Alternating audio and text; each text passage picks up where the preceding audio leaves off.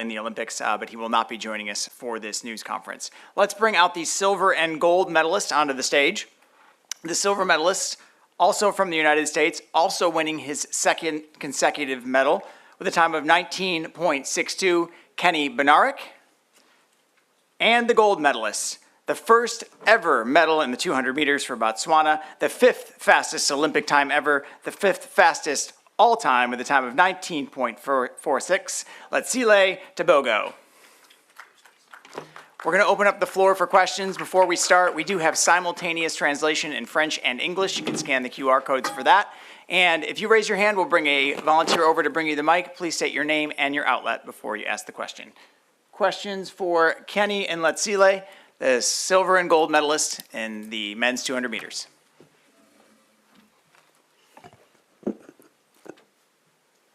There we go. Letsile, how proud of you do you think your mother would be right now? I believe she could be one of the happiest people on the planet because she believed in me and I had so much doubt for myself. I forgot to state my name. Robert Johnson, LetsRun.com. One more question. As a junior, you were more known as a 100-meter runner. And that was your better event, and you were getting silver in the 200. Now as a professional, it's changed. What explains that? And do you think of yourself now as being better at the 200 than the 100?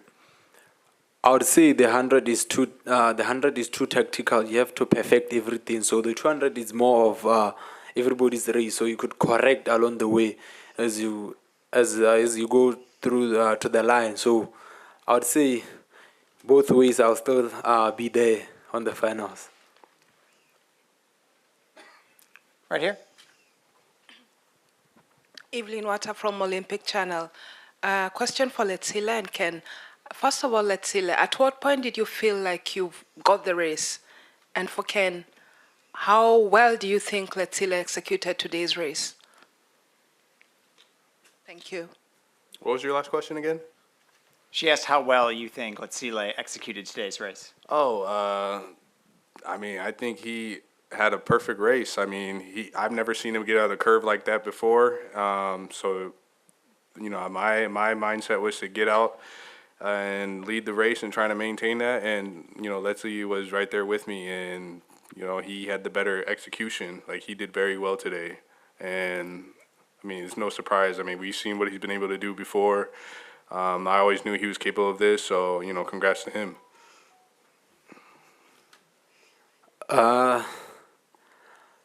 I knew I had to match Kenny's start first because he has the best starts when he's in front of you. So I had to match and execute everything that we did in training, because the first time when I started my training for the Olympics, we perfected the curve each and every day without fail. So I knew if I could get that perfection today and don't stumble from the block, I knew I could match Kenny.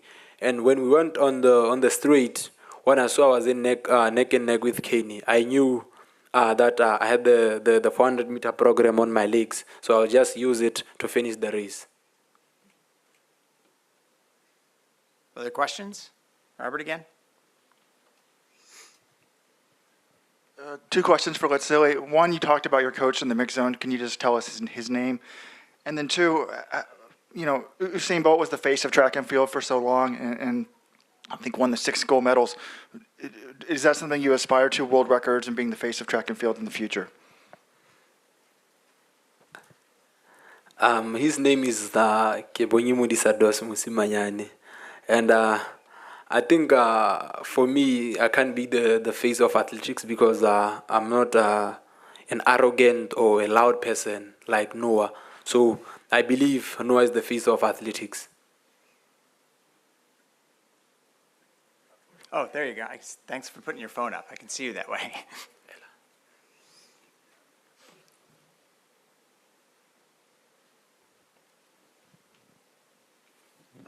I'm Brian Mann with National Public Radio, and this question is for both of you. We now know it's confirmed that Noah Lyles ran after he'd been diagnosed with COVID. Can you say what you think about how that shaped this race, and also whether you feel like you were put at any risk by his participation, health-wise? Personally, I wouldn't say we were at risk because it's not a contact sport.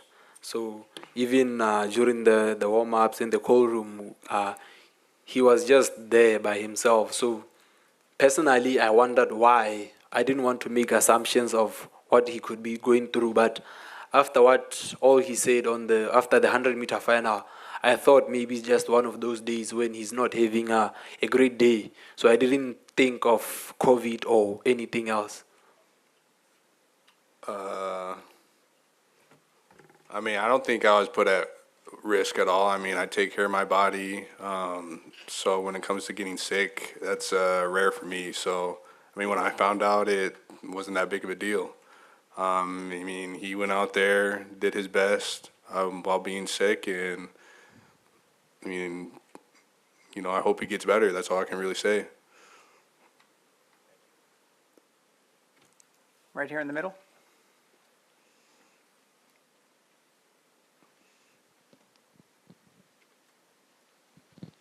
Thank you. My name is Paul Nzioki, Radio France International Kiswahili Service. I have a question to Tebogo. We had Akani Simbine, you and Ferdinando Manyala coming from Africa with very good records in the sprints. You and them did not make it to the podium in the 100 meters. Did that mold any pressure to you, being the only African in the 200? You are wrong on that one because there were 4 Africans on that final. So first of all, I was happy. I wasn't under any pressure of getting a medal. All that was important for us was seeing more Africans into the final.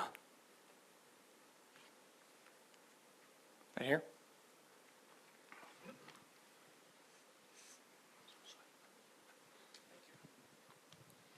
Yeah, Brian Pinelli with Team USA. Once again, for you, Kenny.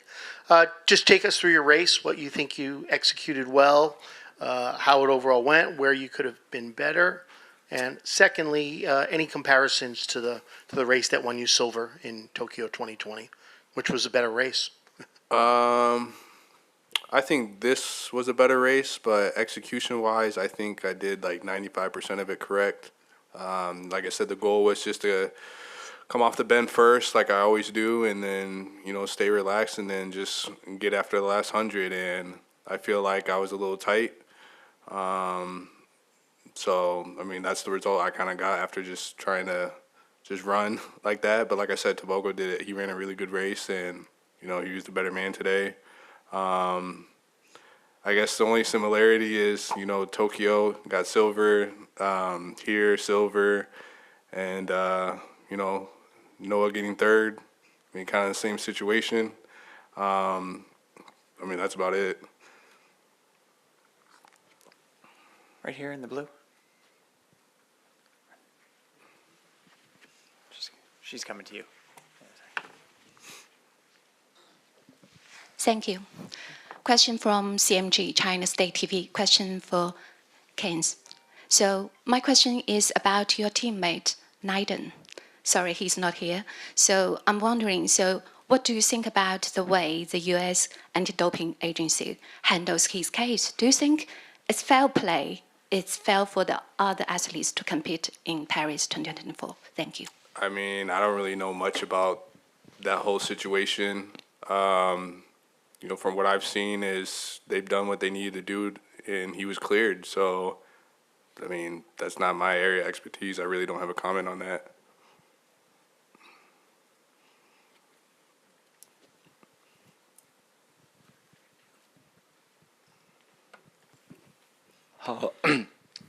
Hello, I'm from China, so I also have a question for Kenny. So have you ever noticed the statement from China, USADA? What'd you say? Have you ever noticed the statement from China anti-doping agency on USADA? No, I'm not really on social media or in the internet. I mean, once the track season kind of starts, I'm, locked in, so I'm not really looking at track stuff or anything, so I don't even know what's going on. Okay, thank you. In the back, we're going to do one last question.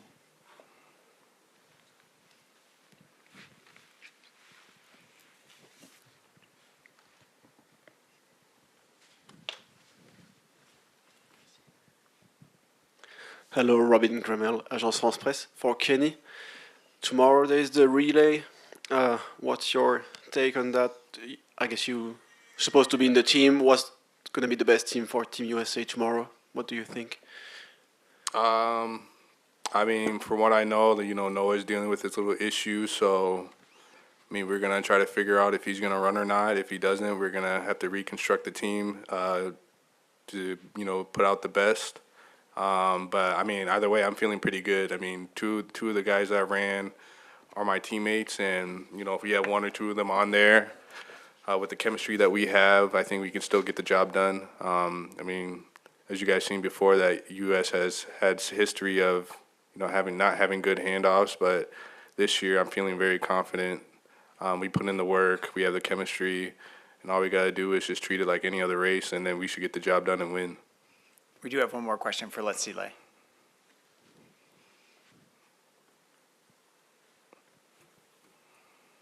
Right here. Hi, Letsile, congratulations. Adnan Mohammed from Media 24 in South Africa. I just want to know your preparation. Did you at any stage train with Akani or any of the South African guys? And also, what is it in Botswana that makes you guys do so well, especially the sprinters coming through? First of all, I haven't trained with any of the African guys. It's just the small group in Mau. What makes Botswana special, it's the coaches, those who are dedicated of doing their work and being passionate about what they want to do. So they will help you go through every step of the way until you make it. Like how we didn't have any 400-meter hurdles ever, but the coaches made sure that we have at least one in the Olympics, and then hopefully for the coming years we'll see more and more of other athletes, not just 100, 200, 400 meters, and we'll also see the women's coming back, because there's been that drought, and now they just getting better and better each and every day. Kenneth Bednarek, silver. Letsile Tebogo, gold. Congratulations, gentlemen, and thank you. Thank you.